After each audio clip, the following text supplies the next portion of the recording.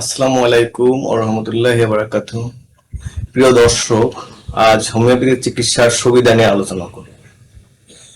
হোমিওপ্যাথিতে রোগীর সামগ্রিক অবস্থা এবং ব্যক্তিগত প্রয়োজন অনুযায়ী চিকিৎসা প্রদান করে।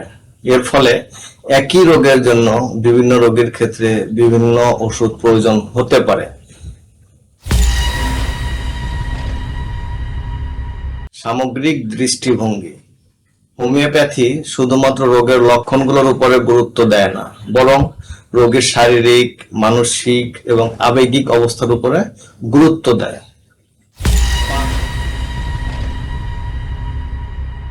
পার্শ্ব প্রতিক্রিয়াহীন: হোমিও ওষুধগুলি সাধারণত অত্যন্ত পাতলা দ্রবণে তৈরি হয়, তাই সঠিক পদ্ধতিতে ওষুধ প্রয়োগ হলে এগুলোর কোনো পার্শ্ব প্রতিক্রিয়া হওয়ার সম্ভাবনা একেবারেই থাকে না। দীর্ঘস্থায়ী রোগের চিকিৎসা: দীর্ঘস্থায়ী রোগ যেমন হাঁপানি, বাত, অ্যালার্জি এবং চর্মরোগের চিকিৎসায় বিশেষভাবে হোমিওপ্যাথি উপযোগী। শিশুদের জন্য নিরাপদ: হোমিওপ্যাথি শিশুদের চিকিৎসায় প্রায়ই ব্যবহৃত হয়। এটি সূক্ষ্ম মাত্রার ওষুধ হওয়ার কারণে শুধু নিরাপদই নয়, মৃদু বলেও প্রমাণিত।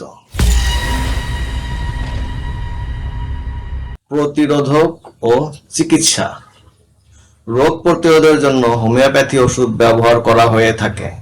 নির্বাচিত ওষুধ শরীরের নিজস্ব রোগ প্রতিরোধ ক্ষমতাকে শক্তিশালী করতে সাহায্য করে। মানসিক স্বাস্থ্য: হোমিওপ্যাথি চিকিৎসায় মানসিক স্বাস্থ্যের সমস্যা যেমন উদ্বেগ, বিষণ্ণতা, ঘুমের সমস্যা সমাধানে সাহায্য করতে পারে। প্রাকৃতিক চিকিৎসা: হোমিওপ্যাথি ওষুধগুলো খনিজ, প্রাণীজ এবং প্রাকৃতিক উৎস থেকে তৈরি হয় এবং এতে রাসায়নিক পদার্থের ব্যবহার থাকে না বললেই চলে।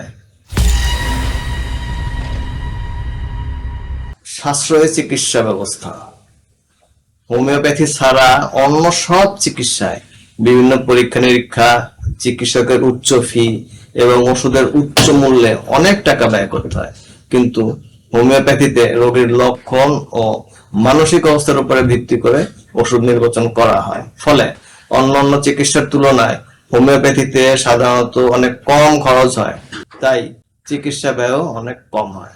এই সুবিধাগুলোর পাশাপাশি হোমিওপ্যাথি চিকিৎসার কিছু সীমাবদ্ধতাও রয়েছে, যেমন এটি অনেক ক্ষেত্রে ধীরে ধীরে কাজ করতে পারে, তবে ধৈর্য সহকারে চিকিৎসা নিলে খুব ভালো ফলাফল পাওয়া যায়। সহজলভ্যতা: হোমিওপ্যাথি চিকিৎসা এবং ওষুধ এখন সহজেই অনেক জায়গায় পাওয়া যায়। কিছু ক্ষেত্রে মাত্র 50 টাকার ওষুধেও রোগ আরোগ্য হয়ে যায়। প্রিয় দর্শক শ্রোতা, আজ এ পর্যন্ত রাখছি। আগামীতে নতুন কিছু বিষয় নিয়ে আলোচনা হবে। আসসালামু আলাইকুম ওয়া রাহমাতুল্লাহি ওয়া বারাকাতুহু।